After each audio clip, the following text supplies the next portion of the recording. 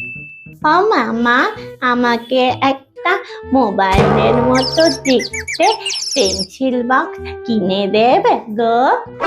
না, ওটা মোবাইলের মতো দেখতে মানে তুমি ওটা নিয়ে সারাদিন খেলবে। উফ, কতবার করে বলছি রে, একটু সোজা কর না বাবা। বেঁকে যায় কেন রে বাবু তোর সবসময় লিখতে লিখতে? মন দে, কোন থেকে মন তোর? ও মা, অনেকক্ষণ লিখেছি আজকে। বলো না, আজকে রাতে কি খাবো? বিরিয়ানি খাবো আজকে রাতে? না, রোজ রোজ বাইরের খাবার খেলে পেটের অসুখ করে, জানো না তুমি? বলছি রোজ রোজ কোথায় খাচ্ছি? রোজ রোজ তো খাইনি, অনেকদিন খাইনি। কেন ভুলে গেছো? গত সপ্তাহে মেলায় গেছিলে, রোল খেয়েছিলে, ওটা বাইরের খাবার নয়। আবার 2 সপ্তাহ পেরোক, মাসে একদিন শুধু বাইরের খাবার, ঠিক আছে? বাবা, এত বেলা হয়ে গেল, বিছানাটা পর্যন্ত তোলা হয়নি।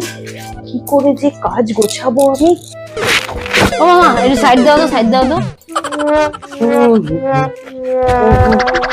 শোনো না, বলছি একটু সৌরভদের বাড়ি যাবো। হ্যাঁ, আসতে একটু রাত হবে, ঠিক আছে?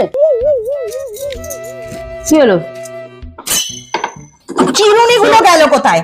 সৌরভদের বাড়ি যাচ্ছি, আসতে একটু রাত হবে। না, চলবে না। আর এত স্টাইল কিসে তোমার? এইটুকু বয়স, 18 হয়েছে সদ্য, আর কোথাও যাবে না। কারুর বাড়িতে রাত্রে থাকা অ্যালাউড নয়। না না, চলে আসবো। না,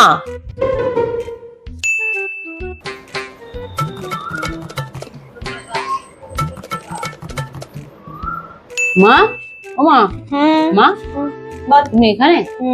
বলছি তোমার সাথে একটা কথা ছিল। বলো। অনেকদিন ধরে ভাবছিলাম বলবো, কিন্তু বলছি আমার না একটা মেয়েকে খুব ভালো লাগে। মানে ভালো মেয়ে। ভালো লাগে মানে? মানে আমি ওকে বিয়ে করতে চাই। একবারে বিয়ে? কতদিন থেকে চলছে এসব? আমাকে জানাওনি তো। ঠিক আছে ঠিক আছে, তো মেয়ে থাকে কোথায়? কলকাতাতে থাকে। পড়াশুনো কতদূর? পড়াশোনা 8 ফেল। তা 8 ফেল কেন বললে বাবা?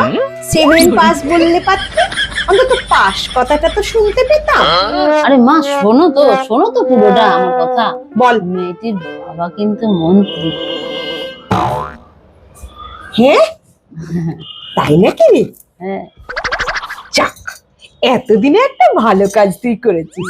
দেখেছিস তো কেন ছোট থেকে সবাইকে তোকে না না বলে তোর বুদ্ধিটা কেমন বাঁচিয়ে রেখেছি। চল চল চল, এক্ষুনি পাকা কথা বলে আসি। চল চল চল, আর দেরি করা যাবে না।